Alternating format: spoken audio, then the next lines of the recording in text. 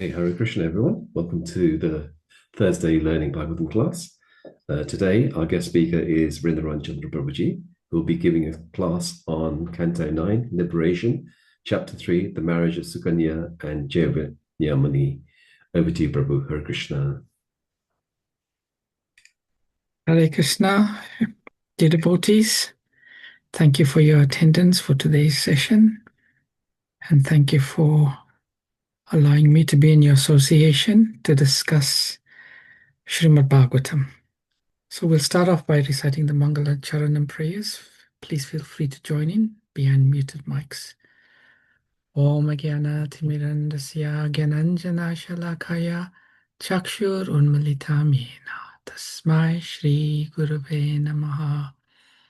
Sri Chaitanya Manobhistam Stapitam Yena Bhutale Swayam Rupa Kadamayam Tadati Swapadantikam Vandeham Shri Guru Shri Yata Padakamalam Shri Gurun Vaishnavamscha Shri Rupam Sahagrajatam Sahagana Raghunatham Vitam Tam Sajivam Sadvaitam Savadutan Parijana Sahitam Krishna Chaitanya Devam Shri Radha Krishna Padan Sahagana Lalita Shri Vishakam Vitamscha He Krishna Karuna Sindhu Dinabandhu Jagatpate Gopesha Gopika Kanta Radha Kanta Namastute Tapta Kanchana Gaurange Radhe Vrindavaneshwari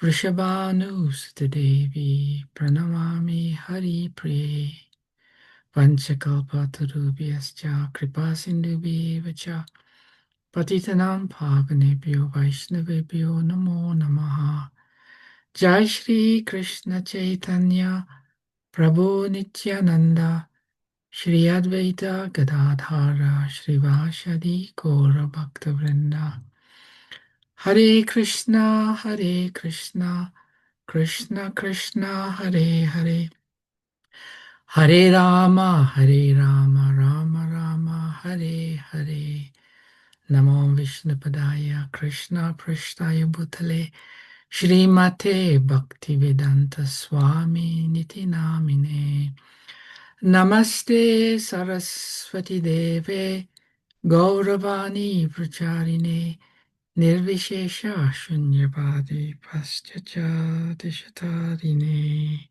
Srila Prabhupada Ki Jai. Hare Krishna. So we are discussing the third chapter of the ninth canto.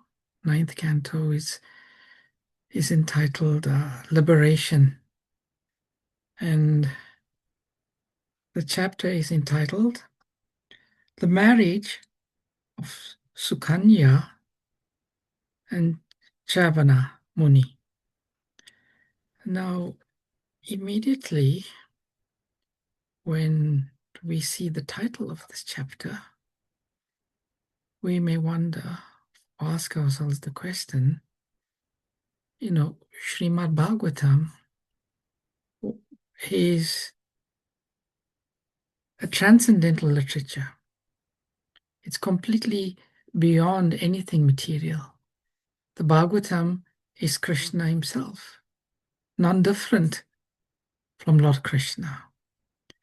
So, what interest will the Bhagavatam have in a marriage? Not sure, but let me just share my screen.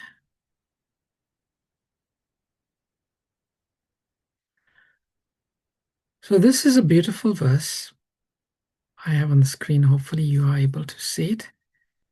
This is a beautiful verse from the Sri Chaitanya Charitamrita, Madhya Lila, chapter 24, verse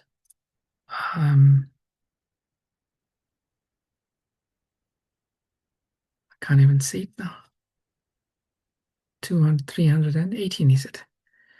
So in this verse in the Bhagavatam, Srila Krishnadas Kaviraj Goswami writes, Krishna Tulya Bhagavata Vibhu Sarvas Raya Prati Shloke Prati Akshara Nana Artakaya.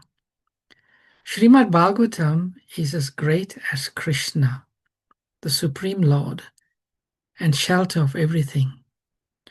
And in each and every verse of Srimad Bhagavatam, and in each and every syllable, there are various meanings.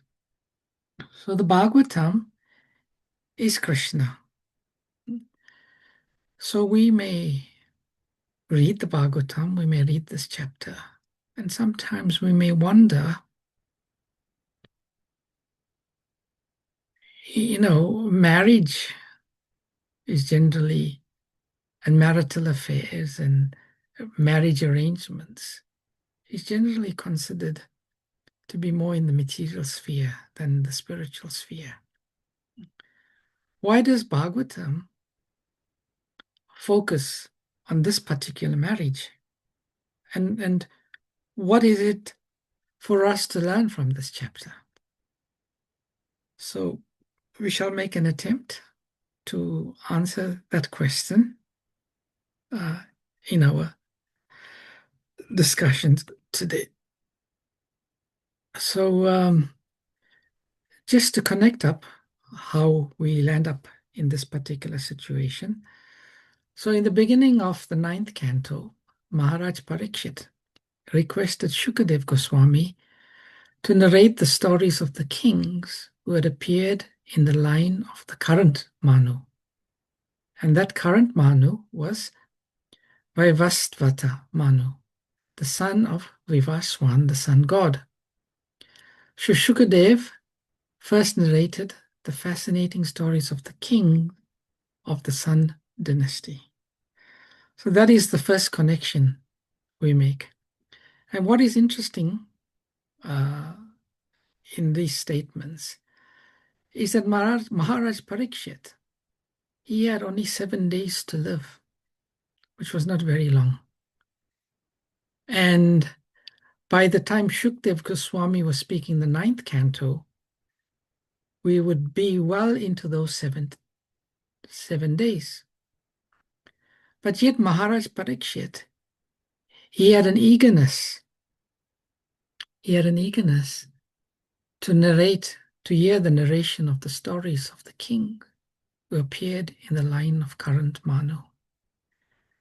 Now, it will become apparent as we go through this chapter a few reasons why he had this eagerness. One of it leads to Lord Balaram. But one thing we can take in the Nectar of Instruction, Srila Rupa Goswami says, Sato Vrite.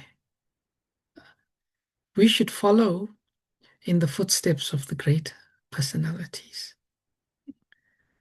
So whenever Maharaj Parikshit expresses in the Bhagavatam an eagerness to hear about a particular pastimes, we should also have an eagerness. Prabhupada says we should not imitate, but we should follow in the footsteps. This is an important distinction. We do not imitate the great personalities, but we follow in their footsteps. So Maharaj Parikshit, he had an eagerness to hear about this. And in particular, the Surya Vamsa. This canto has to do with the Surya Vamsa. Vaivasvata Manu, he worshipped the Lord, and he begot 10 sons, and they were Ikshvaku, Nirgra, Saryati, Dishta, Drishta, Karusaka, Narasyantha, Prisadra, Nabaga, and Kavi. And in this particular chapter, one of the sons, Saryati, is where we will focus. And you can see here, we have the Lord, From the Lord comes Lord Brahma from the navel. And Brahma, he has a son Marichi. Marichi has a son Kashyap. Kashyap has a son Vivaswan. And Vivaswan has many sons. One of them being Vaivasvata. And this is the dynasty. And you can see in this dynasty of the sons, of the sun, there is a particular significance. Lord Ram, Lakshman, Bharat, and Shatrugna appear in this illustrious dynasty. And therefore, in this ninth canto, we also come across the pastimes of Lord Ram. So we know the Bhagavatam is the body of the Lord. The first two cantos are the Lord's feet. Canto 3 and 4 is his thighs. 5 is his navel. 6 and 7 is his arms. 8 is his chest. And 9 is his neck. The neck of Lord Krishna. And the topics are related to the Lord and his followers. Ishanukata. So we read from the Nectar of Devotion that when we say Krishna, we do not only mean the threefold bending form of Lord Krishna Shyamasundar. By Lord Krishna, we mean his name, his form, his abode, his associates, and so on, and his followers. So this canto, which deals with the followers and the associates of the Lord, this is also Krishna Katha. And this ninth canto is narrated with the intention to propagate devotion, knowledge, and renunciation. And it describes the stories of the Lord's incarnations, various kings in the Sun dynasty and the Moon dynasty through various pastimes. And it is said, by hearing these various pastimes, which describes the dangers of lust, anger, greed, pride, and envy that affected many persons from the kings to the devatas and even great sages, by meditating upon these episodes, one becomes adequately cautioned of the power of Maya. And one can gain the firm determination to attain the lotus feet of the Lord. So this is a brief overview of the third chapter, the marriage of Sukanyā and Cyavana Muni. Cyavana Muni. So it's made up of 36 verses. The first 10 verses talks about the marriage of Sukanyā and Cyavana Muni. Then verses 11 to 17 describes how Cyavana Muni becomes a young man again. The verses 18 to 23 describes Saryati's happiness and Sukanya's chastity. Saryati, we know, is the father of Sukanyā. And lastly, we move on to the marriage of Revati and Lord Baladev. So this is a brief breakdown of the chapter. Now, Prabhu, you all as a group have read the entire chapter and purport, as you normally do, I think, isn't it? We just read the Sanskrit verses and the translation, Prabhu. Oh, you'll just read the Sanskrit verses and the translation. Okay, then maybe just give me a moment. Let me just bring up the Veda base. I can do that if you want, Prabhu. I've got it in front of me. Let me do that because I may want to navigate it myself.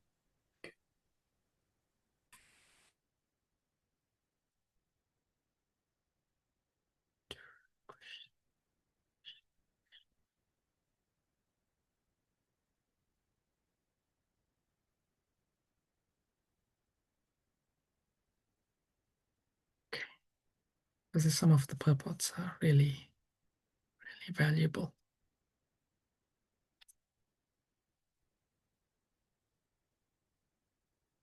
Okay.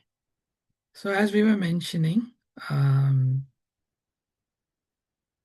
we start off this chapter by encountering the marriage of Cyavana Muni and the daughter of King. Wait, sorry, let me just bring this up.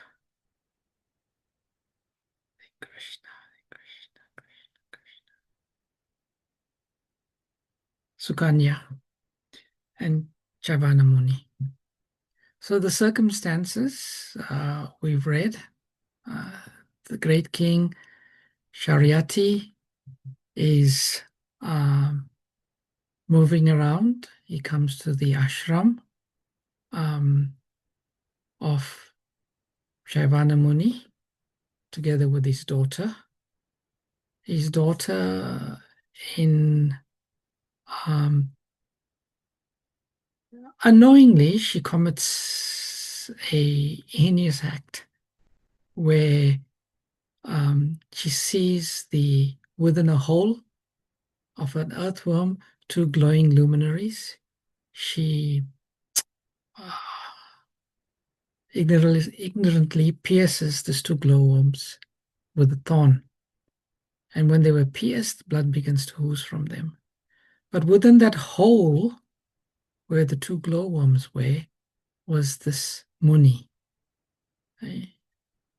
And immediately after she does this ignorant act, the reaction comes. And her father, Saryati, and the soldiers, they begin to pass stool and urine. And that causes the king to panic. And when he panics, he goes to the Muni and he says that something has happened to pollute this atmosphere. And then his daughter, very obediently and honestly, she comes forward and she said, I think I am the cause of this. I ignorantly pierced these two luminous substances. And we can see from this, and we can learn that no matter how bad the situation is, if we are honest and we are open and we are repentful, ultimately it will be for our good. And then when she made this confession, her father was mortified, very afraid. And he was thinking to himself, how can I appease this Muni?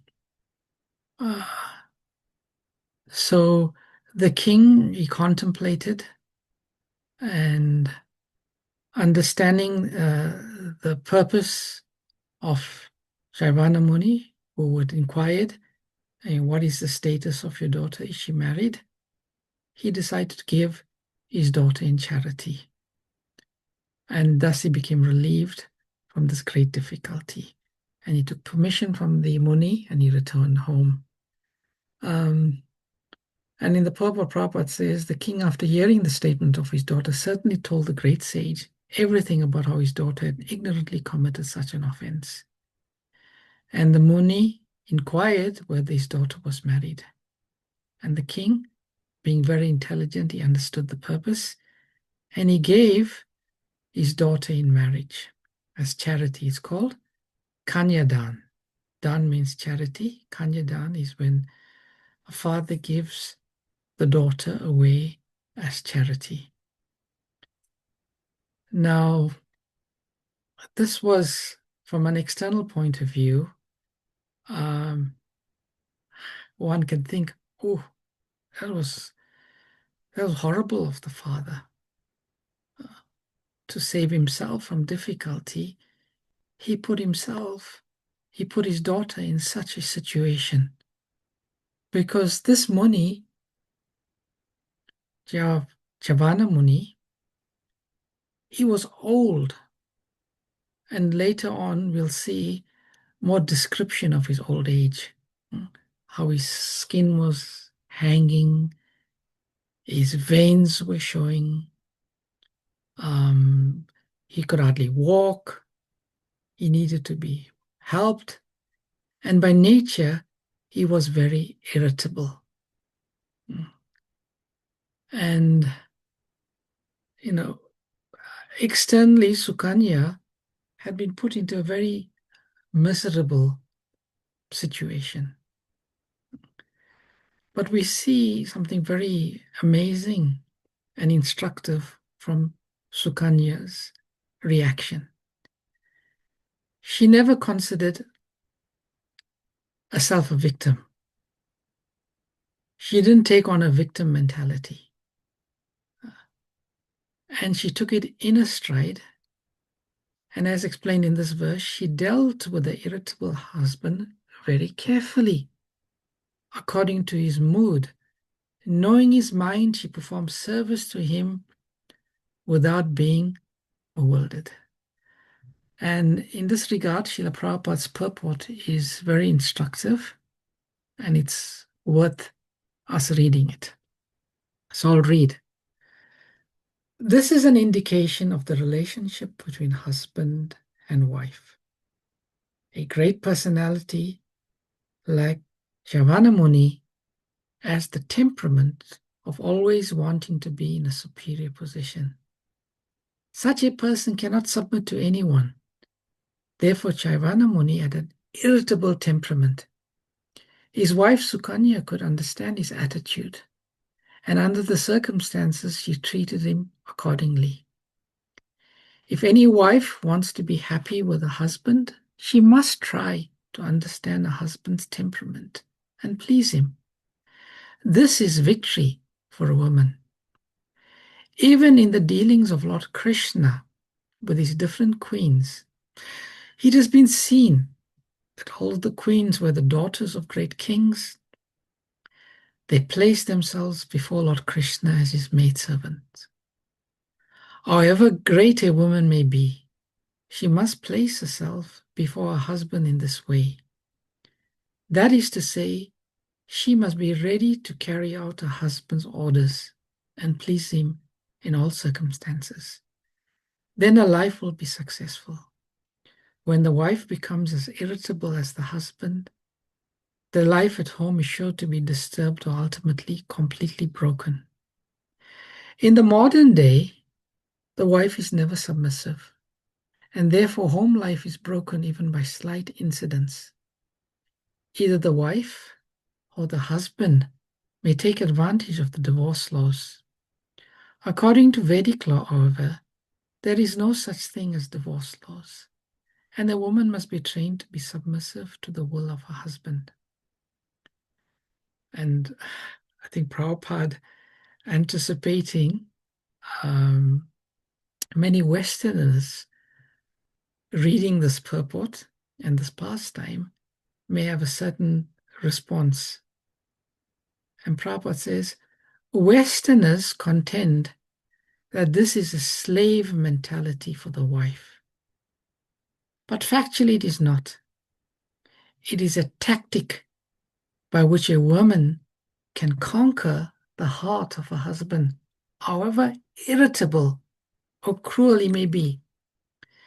In this case, we see clearly that although Cyavana Muni was not young, but indeed old enough to be Sukanyā's grandfather, and was also very irritable, Sukanyā, the beautiful daughter of a king, submitted herself to her old husband and tried to please him in all respects.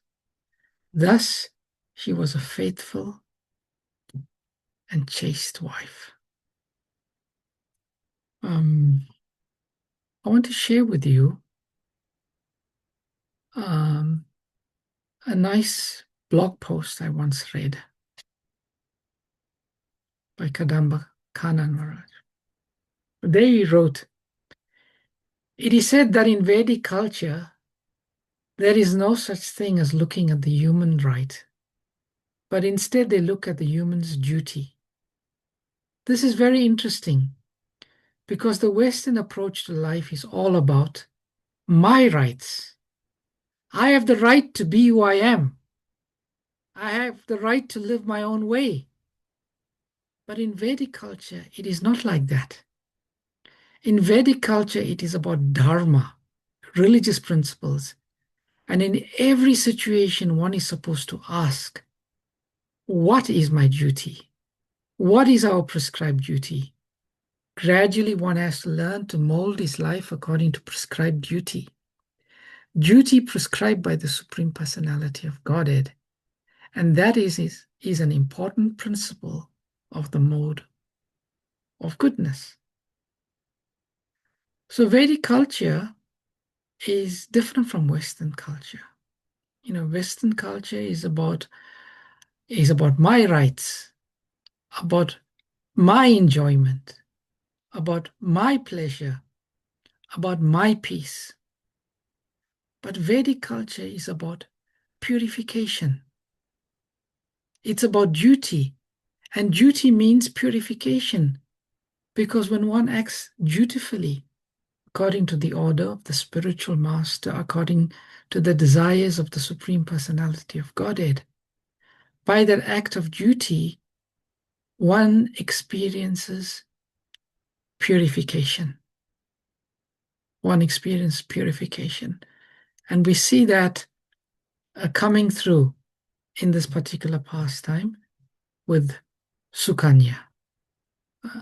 Sukanyā was in a precarious position, but she said, it's my duty to serve my husband. I've got to win over my husband. And she acted in a way we will see, and we do see in this chapter, that it becomes victorious. So, we take a lesson from Sukanyā. Lord Krishna instructs us through his words in the Bhagavad Gita, in the Srimad Bhagavatam, that we should act according to dharmic principles. We should act according to our duty. And when we do that, we please the Lord.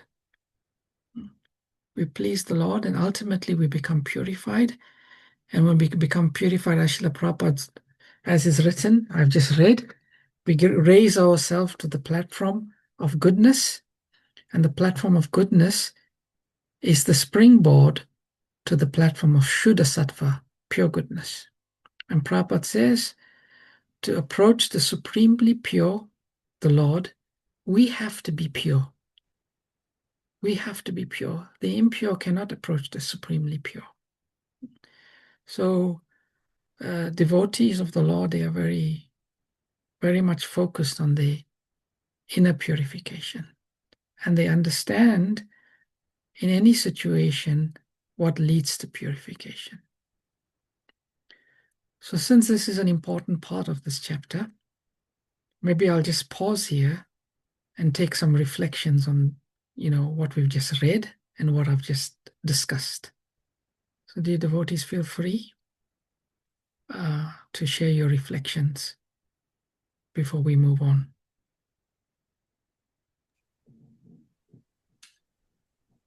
If I can ask you, Prabhu, Sure.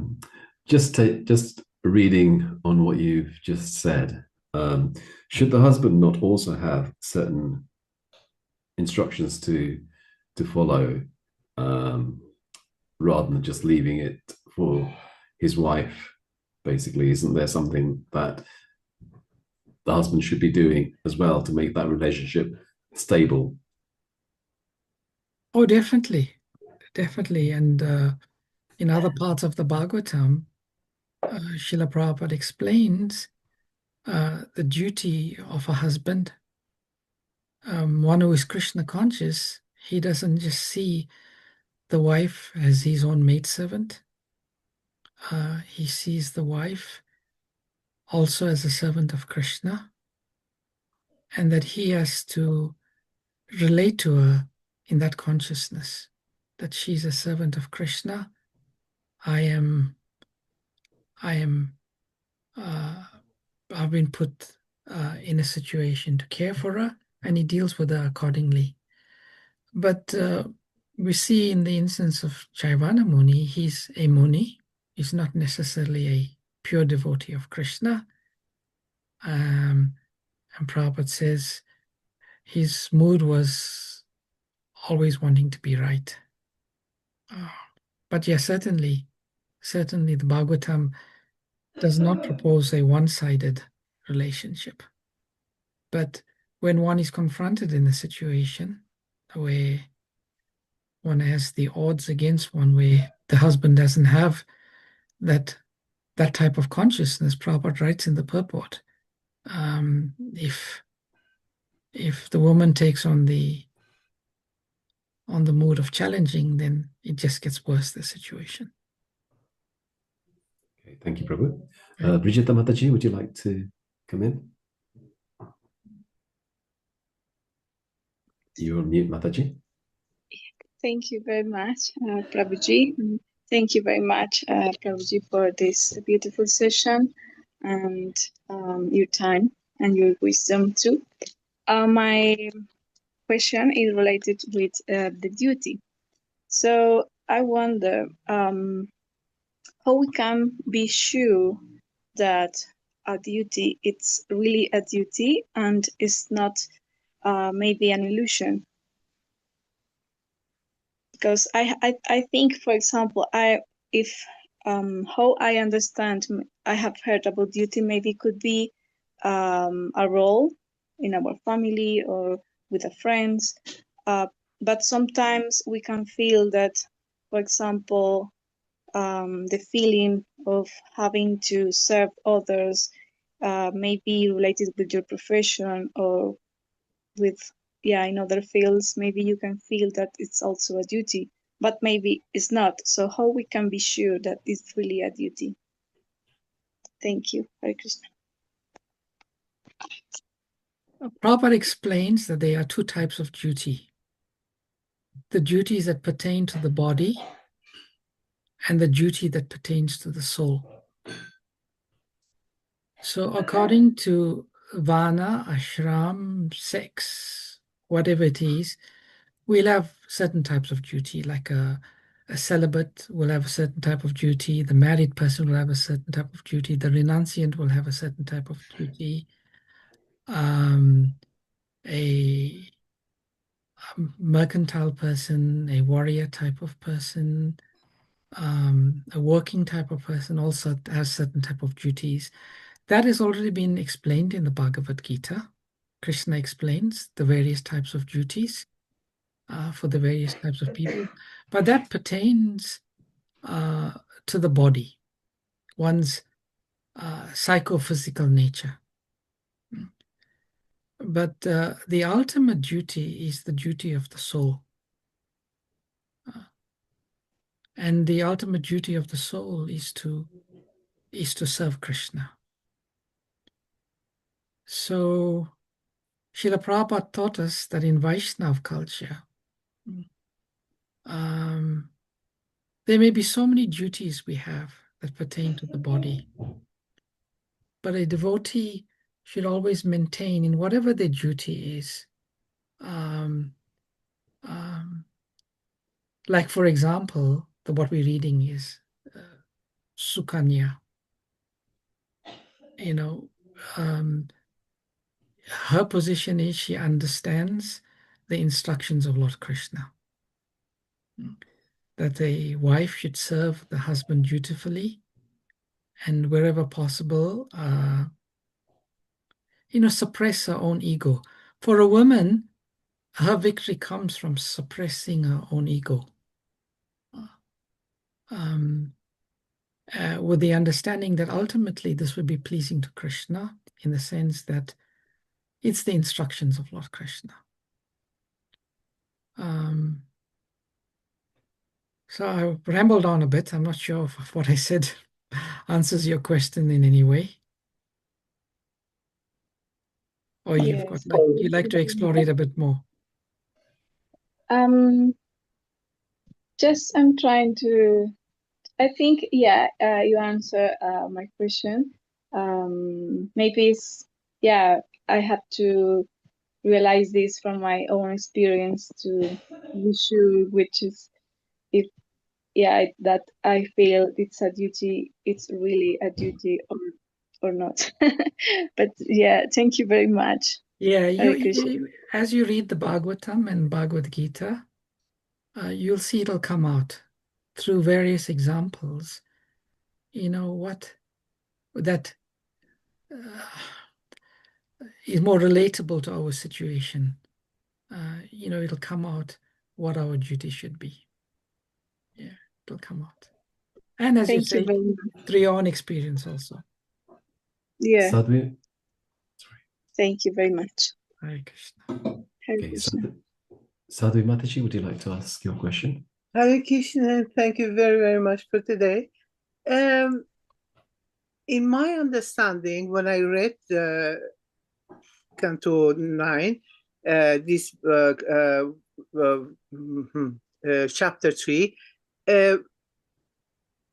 what I got of that was the time of Satyuga, Dwapara Yuga, and so on. And then when I read the situation with the father who was very afraid to be cursed because of that, he gave his daughter as a charity just because he didn't want to be cursed, and so on and so on. The time and mindset at that time, even Lord Chaitanya says that in this time is different how we have to learn to handle the devotional service, to handle whatever it is within the Krishna consciousness. This time is kind of different. You know what I mean? This is what I understand. I'm not saying I have understood it right, but I'm just saying this is what I have got the understanding of. So is it that we have to do exactly the way what they did? Is it possible to do that? Are we as strong, as good, as exalted can we be, as exalted as them, to do the way they do? You know what I mean? Please help me to understand that. Thank you. That's a very interesting and relevant point you raise, Sadhvi Mataji. Very, very nice point. Ultimately, the principles of the Bhagavad are universal principles. They should be equally applicable at Desha Kala Patra, at any time, any place, any circumstances. That's what dharmic principles should be, equally applicable. But there may sometimes be adjustment needed in terms of time, place, and circumstance. You raise the point, like, Sukanyā, she comes from a different yuga. So she comes with a highly evolved consciousness, very finely tuned consciousness, very developed in dharmic principles. And in Kali Yuga, this is not present.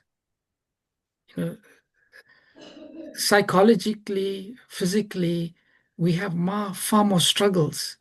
We sometimes we are brought up with traumas and life experiences which have shaped us, our psychology, which would have never been there in those other times. So does that mean because we are so disadvantaged, we just have to say this is not possible for me? My response would be, despite everything that we have going against us, in this Kali Yuga, we have the holy name. We have the Hare Krishna Mahamantra. And the Mahamantra is so powerful, is so potent, that it can elevate our consciousness, it can fine-tune our consciousness, it can enable us to be more aligned with these dharmic principles, which are universal principles, despite it being so difficult. So to sort of summarize my response to your question, yes, it is more difficult. What we're reading is about at a different time, but the principles which we should focus on, these principles are universal. They apply at all time. And although we may be so disadvantaged in this Kali Yuga, by the power of the holy name, by the power of bhakti, we can to some degree appreciate these principles and as far as possible incorporate them in our lives. Ordinarily, it would be, what we're reading would be theory for most people in this Kali Yuga. But because of Krishna consciousness, because of bhakti, because of the holy name, it can bring us to that standard. Does that make sense to you, Mataji? Thank you. Thank you very much. Hare Krishna. I can understand in somewhat that is to do Krishna service, to do things, devotional service to Krishna, to be really, really adamant to do the chanting and to trust it, the process. That I understand that we should do. Otherwise, it's impossible. We should have that trust to the process of devotional service, of chanting, and so on. And we have to do it. We have to follow. But there are things, unfortunately, there are situations, for instance, as I said, the time is different. Nowadays, even law, you have the law against you if you behave in some certain way. You know what I mean? Even there are things that is forbidden. In some law, it's forbidden that a girl who is 13, 14, 15 years old to get married. They don't allow it even. You know what I mean? So that's what I mean. The different time, the different situation. You know what I mean? Otherwise, when it comes to the devotional service, that 100%, I bow to it and I will do it, and I understand that we should do it. Thank you. Yes, you're correct. Thank you. It's an important point, very important point. Thank you for raising it. And Prabhuji, there's 2 points on the chat, if I can bring them to you. So the first one is, why should the father fear of being cursed? And as a result, he gives a younger daughter to an older person, which may not be conducive to a fulfilling marriage. So that's the first one. Okay, I mean, again, its context is important. The father in this case was the king of an entire kingdom. And the king is meant to see not only his immediate family, but the entire kingdom as his children, as people who are under his care. So the kings, they generally had the sense of responsibility, that if they were to be cursed, if they were to be in a precarious position, they would be able to fulfill their duties. I mean, I can't say for sure, but that's something that I would consider why he thought in that way. He was looking at it from a more broader sense. Sometimes you have to, sacrifice someone for the greater good. So you may have considered that. And then also, she had committed an act where she was going to get a reaction. And by giving his daughter away, he was helping to nullify that reaction, which was ultimately for her good. There's the immediate good and there's ultimate good, we read. So he could have been thinking of ultimate good. That's just a few considerations I had. Okay, thank you, Prabhu. And the second point was that how do we reconcile that women are not taken advantage of as some may misuse duty in some shape or form. Yeah.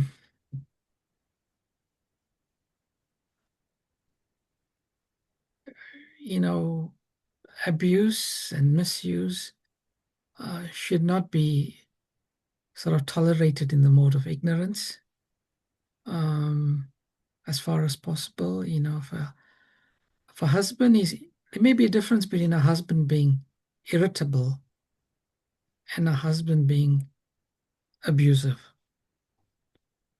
An irritable husband can be tolerated. An abusive husband should not be tolerated.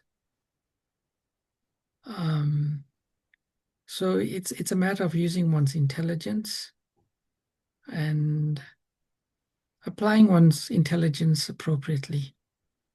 I had a devotee who we were close to. Her husband used to abuse her physically. And she still tolerated and was chaste and loyal to him. And then one devotee who was close to her said, that is chastity in the mode of ignorance. There's chastity in the mode of goodness, chastity in the mode of passion, and chastity in the mode of ignorance. And when I heard her saying that that's chastity in the mode of ignorance, that was quite revealing to me. So one should apply one's intelligence in different situations also. And apply chastity in the right context, in the right situation. Does that make sense, Itesh Prabhu? Does that answer your question?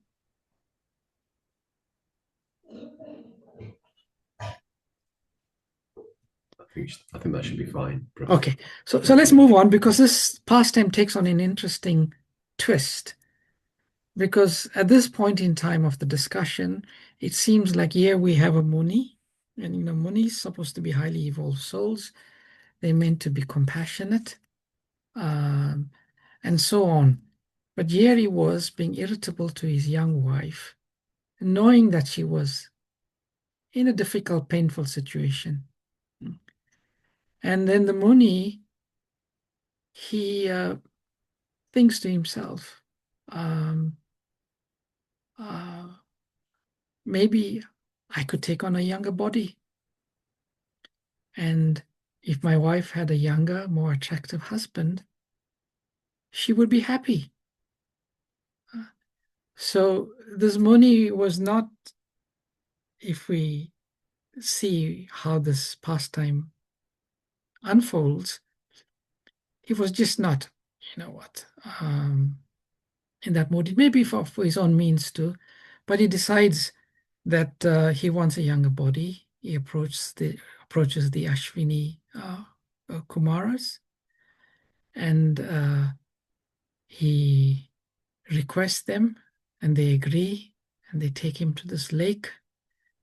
And when they take him to this lake, maybe we'll just quickly, how are we doing for time? Oh gosh, it's already 10 to. I need to. It should be fine, Prabhu. We can, as long as you're happy with continuing. Yeah. Sorry, I'll move on. So the pastime unfolds in an interesting way. He goes and he meets these heavenly physicians. He explains what he wants, and they take him, and he offers them out of gratitude to give them the somaras, which is a heavenly beverage. It is very rare, and it is only for the privileged devatas and the demigods, and one has to have a certain qualification. And he goes and he gets to the lake, and then we can just see from this verse, the Ashwini Kumaras, they had to hold him. He was old, diseased, invalid, loose skin, white hair, veins all over his body. So you can imagine, who, from this verse, we get an idea of who Sukanyā was dealing with and the type of austerity she had to undergo. But anyway, it starts to unfold nicely. He enters the lake, he emerges together, very beautiful, all three of them looking similar. And Sukanyā is a bit perplexed, which one is my husband here? And again, demonstrating chastity, she asks the Kumaras, the Ashwini Kumaras, who's my husband? And they say, here you go, he's your husband. And then they return to the heavenly kingdom. But then the father comes, Saryati, and he sees his daughter with this young man, and then he's mortified. He says, oh no, you've broken your dharmic principles. You've now forsaken your old husband for this young, attractive man. And then she smiles, and she says, no, it's not how it appears. This old, diseased, unattractive person, that was him previously, but this is my husband. And then she responds, and the father understands the situation, and he becomes appeased, and he's pleased for his daughter that through her chastity, she's come full circle. She's now got a beautiful husband. And then the king performs this sacrifice, the Soma Yagya, and out of the Soma Yagya comes the Soma Ras. And then the Ashwini, the Cyavana Muni, remembering his pledge, he wants to offer it to the Ashwini Kumaras, although they are so-called unfit to drink it. Lord Indra becomes very disturbed. He takes his thunderbolt out to stop the Ashwini Kumaras from getting the Somaras. But here we see that Cyavana Muni is so powerful that he's able to paralyze Indra's arm that was holding the thunderbolt. And they finally, the demigods agreed, yeah, they can drink it. And then we move on to the next part of the chapter.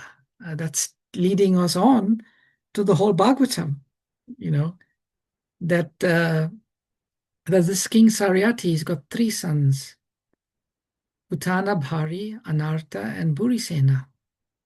And Anarta, who was one of the sons of King Saryati, who means the brother of Sukanyā, she had a nephew named Revata. And Revata is going to lead us into a very beautiful pastime.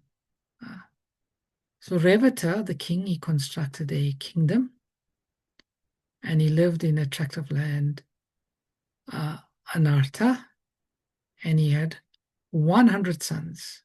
So it's Saryati, Revata. Revata has 100 sons, and then one of the sons is a king by the name of Kakudmi. And Kakudmi, he has a daughter, Revati. And like all good fathers, he wants to get his daughter married. But he doesn't want any ordinary person to marry his daughter. He wants Lord Brahma to recommend, because Lord Brahma is the most intelligent person. So he goes to Brahma Loka. And there he wants to inquire from Lord Brahma, who's the best man to be the husband of my daughter? But Lord Brahma is busy listening to some musical performance being performed by the Gandharvas, and he makes the king wait, and the king waits, and after the king waits and Lord Brahma they have a conversation, and Lord Brahma laughs, and he says, dear King Kakudmi, all those men you may have had in mind, they have all passed away. because Lord Brahma's time is so relative that his time, as Prabhupada writes here, Brahma informed King Kakutmi that 27 Mahayuga, each Mahayuga Yuga is the cycle of Satya, Treta, Dwapara, and Kali, and it's 27 times that.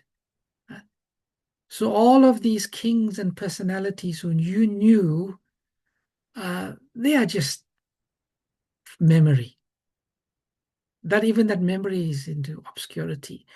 Now, this particular aspects of this pastime is very instructive for us. So this is like 27 Mahayugas. Is Kali Yuga is 432,000. Dwarpa is 864. Treta is twice that. That's 1.6, and then there's 3.2. So you can just imagine how many hundreds, millions of years old.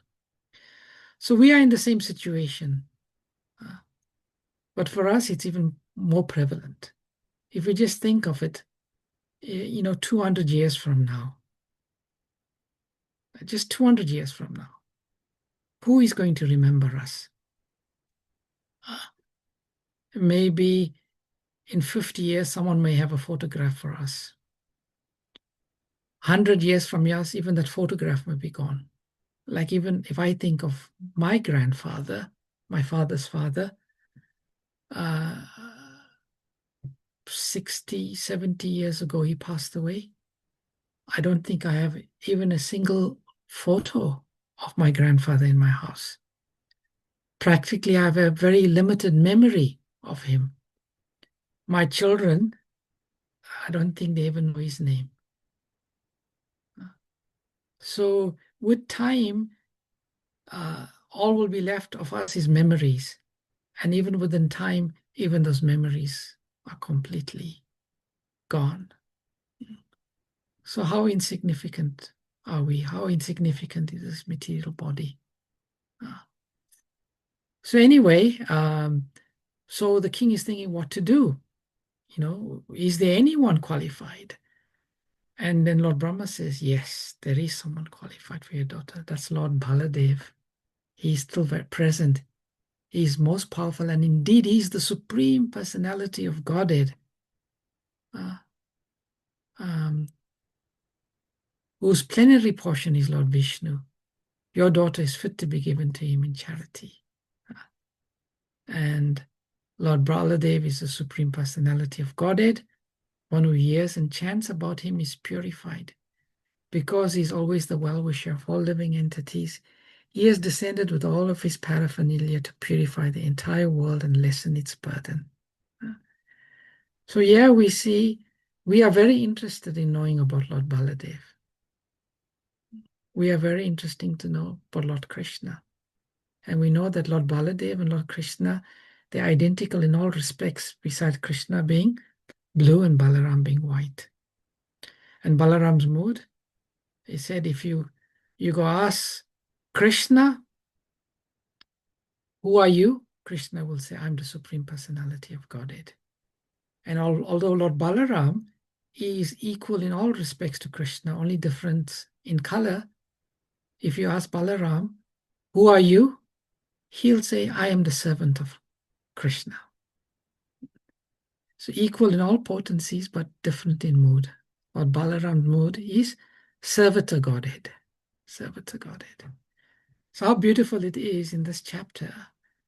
We get connected to Lord Baladev. We understand about the internal consort of Lord Baladev, Revati. And yeah, it's a beautiful way of ending this chapter. So after getting the order of Lord Brahma, Kakutmi offered his obeisances and returned to his own residence. He then saw his residence was vacant, and everyone who he knew was gone. And then Lord Balaram, it is explained, he married Revati, but Revati came from such a yuga, so she was so tall. She was so tall. And Lord Balaram, he came in Dwapara Yuga, so he came according to time, place, and circumstance. So Balaram took his plow, put it on the head of Revati, and brought her to his height. So that concludes this chapter, the 9th canto, entitled The Marriage of Sukanyā and Cyavana Muni. Hare Krishna. Hare Krishna. Thank you very much, Prabhu. If anyone has any questions, please do raise your hand. I think I saw one hand just a while back. So if you'd like to ask your question, Janakanya Mataji. Janakanya Mataji, would you like to ask a question, please? Hare Krishna.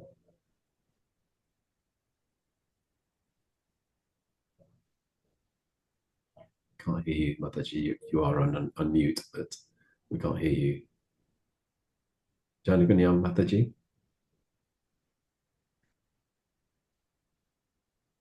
Okay. Shakti Prabhu, would you like to ask your question, please? Hare Krishna. Hare Krishna, Prabhuji, then with my arms from rugby. Hare Krishna. I just wanted to, I know you had a set of questions earlier, but I just wanted to just clarify my understanding. Was that Ganyadan done out of fear, or was it done out of like an opportunistic, he's a Muni, he like elevated somewhat. So it's interesting, because what's interesting is a king isn't considering the material opulence of the to-be husband. And so what basis did he give that Ganyadan? Was it out of fear, or was it out of some sort of spiritual prowess that he identified? Externally, if we just read the words, it would seem he did it out of fear.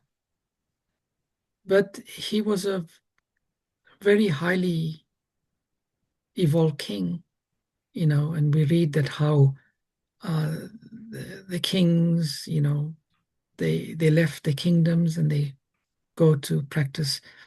So he knew dharmic principles. He may have known that there is a Muni. He's not very materially qualified, but he's very spiritually qualified. And we know that the wife takes on all the spiritual merit of the husband if she serves him faithfully. So she would have got immense spiritual merit by being married to such a great Muni. I mean, he was so powerful that he could disarm Indra. So one can imagine the power he had. Secondly, the king would have known that, she needed to be purified of the reaction of killing those 2 glowworms. And one way is to become purified is to take on a situation of austerity. And then, as I mentioned earlier, also, he knew that as a king, he had a heavy responsibility. And he had to see not only his daughter, but his citizens as his children also. So externally, we may conclude that he is acting out of fear. But if we read between the lines and understand the culture and understand, his reaction to different events that unfold, there could have been other things on his mind when he agreed. That's my take on it, Prabhu. Yeah, thank you. Thanks for clarifying. Hare Krishna. Okay. Krista Mataji, would you like to ask a question? Oh, sorry. Oh, Janukanya Mataji is back, so yeah, maybe you Okay, can. yeah, I couldn't unmute. It had an exclamation mark on it. I'm sorry. Yeah, okay. It's about, what is it do you think we lose when we only wait when people leave their body, when we say the best things about them, and when they're alive, you avoid them, you abuse them in some way or the other. And what is it you think we'll be losing if we do the opposite? What do you think will happen? What are we afraid of? What you mean when we see only the good once they're not here? Yes, and we see the bad when they're here. Because it's a very common practice. Yeah. Only thing I think is death is sobering. And death has a way of putting things into perspective. When we're in a conditioned state and completely in illusion, we put the wrong things into perspective. We focus on the faults. We focus, and then sometimes it gives us self-reflection to think, how would I like to be remembered when I'm dead? Prabhupada says crematorium renunciation, Prabhupada calls it. When we go to the crematorium, suddenly we become very renounced beings, very reflective, and we see things as they are. So I do not know how to answer, but I think it is just how life is. We're just so conditioned. We can't see things how we sometimes we just need a jolt to bring us closer to our real nature, which is to see the good in others and focus less on the bad. Yes, because when you've gone, you're not. What's the point of saying good things when you can't hear it? Yeah. and value it, And I'm thinking about the other part that we discussed earlier on about abusive husbands or abusive wives. I mean, it can be the opposite too. It's it's often, if you say one party, so often the other party suffer the abuser. So one has to reflect and see the relationship, the truth about the relationship, because sometimes we actually attract abuse. If you see what I mean, you can leave an abusive relationship and you end up with another one, and some people can't live without that abuse. Otherwise, they don't feel they got a place in the world. How do we look at that in the spiritual sense, or how can we help ourselves with those kind of? Someone has just written a comment. Sometimes we can say, "Oh, okay, she had one abusive relationship and she thought she got out of it, and then she entered in another one thinking it's all good, it's going to change, and then that one lands up abusive." And someone says, "Oh, it seems like a karma is falling everywhere." Definitely karma has a role. But if we were just always, we need to be balanced to think, from our perspective, there has to be an element of karma here because, I am suffering. But at the same time, we don't become completely resigned to that faith. Ultimately, we need to think about, what is best for our Krishna consciousness. We can only execute Krishna consciousness if we are peaceful and we are well situated. It's very difficult to focus on Krishna and be peaceful and to focus on bhakti when you're in an environment where you are constantly feeling traumatized, you're feeling stressed. You can't, So sometimes we must ultimately put our own Krishna consciousness at the foremost of our decision making and thinking. Yeah. How is this relationship? It can be a toxic one. So Krishna consciousness could help you to get out of that toxicity. Thank you. Hare Krishna. Okay, Bhakti Mataji, would you like to ask a question, please? Hare Krishna. Hare Krishna. Thank you, Prabhuji. Prabhuji, you made a reference to, the chapter refers to the time element here. And Lord Baladev's marriage to Revati. So many yugas have passed. Is this the merging of the two dynasties here, the Suryavanshis and the Chandra dynasty? Is this where it takes place?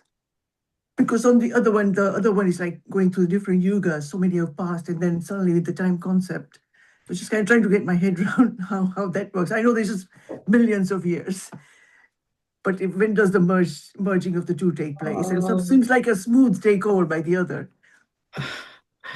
Yeah, I mean, I'm just trying to see. I've got a diagram here of the dynasties.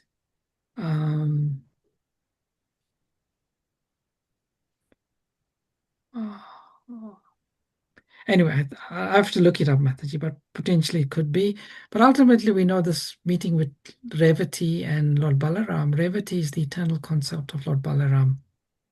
And just like how Lord Krishna meets Radharani at Yavat in a certain circumstances, that's all Leela. So this Leela of meeting. And yeah, there is the Raghu dynasty, the Surya Vamsa, and then the Moon dynasty. And at some point in time, there are merging of the dynasties and so on. But I don't have the detail right in front of me right now to explain how and when that happened, but it could be. Okay, thank you, Prabhu. Hare Krishna.